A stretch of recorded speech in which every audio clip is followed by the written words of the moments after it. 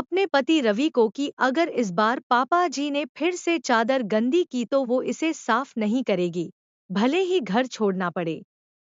जल्दी जल्दी नींद में बिस्तर पर पेशाब कर देने के बाद मनोहर जी उसे साफ करने में लगे थे, ताकि कहीं बहू और बेटा न देख लें। कल ही तो बहू काजल ने नई चादर बिछाई थी और काफी सुनाया था अपने पति रवि को कि अगर इस बार पापा जी ने फिर से चादर गंदी की तो वो इसे साफ नहीं करेगी, भले ही घर छोड़ना पड़े। इसी वजह से बेटेबू ने कल से उन्हें ज्यादा पानी भी नहीं पीने दिया था कि कहीं फिर से मनोहर जी ऐसा न कर दें। 85 वर्षीय मनोहर जी को जब से किडनी की समस्या हुई है, तब से ऐसा कभी कभी हो जाता है। बेचारे मनोहर जी को बहुत अफसोस होता था।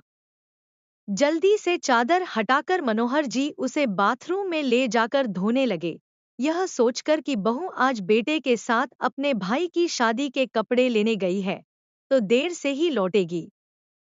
उन्हें भूख भी लग रही थी, पर मन का डर उनके हाथ जल्दी जल्दी चलाने को मजबूर कर रहा था।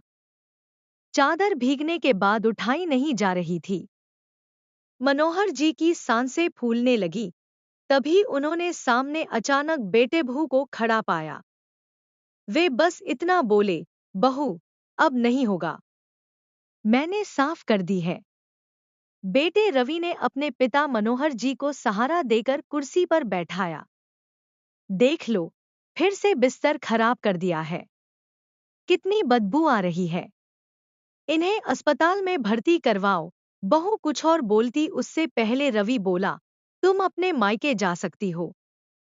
उस बाप को कैसे छोड़ सकता हूँ, जिसने मेरी पैंट तक साफ की थी जब मैं कच्छे में पोटी कर देता था। उस बाप का पेशाब नहीं साफ होगा, जिसकी यूनिफॉर्म पर मैंने उस दिन टॉयलेट कर दी थी जब पिताजी अपने सम्मान समारोह में जा रहे। उन्होंने एक शब्द भी नहीं कहा और खुशी खुशी पानी से थोड़ा सा साफ कर चले गए। चलिए पापा, कितने गीले हो गए हैं आप, ठंड लग जाएगी। आपके लिए चाय बनाता हूँ। बेटे ने दीवान से नई चादर निकालकर मनोहर जी के बिस्तर पर बिछाई। उन्हें बैठाया, उनके कपड़े बदले और अपने हाथों से चाय पिलाने लगा।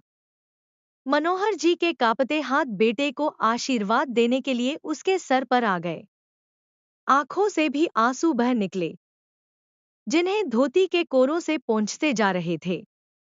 सामने लगी पत्नी की तस्वीर को देख मन ही मन बोले, देख ले विमला, तू कहती थी मैं चली जाऊंगी तो कौन ख्याल रखेगा मेरा। हमारा रवि देख कैसे तेरे बुढ़ऊ की सेवा कर रहा है। बहू भी दरवाजे पर खड़ी पश्चाताप के आंसू बहा रही थी। सीख, अगर हर बेटा अपने माता पिता की सेवा पूर्ण भाव से करे, तो देर नहीं लगेगी वृद्ध आश्रम बंद होने में।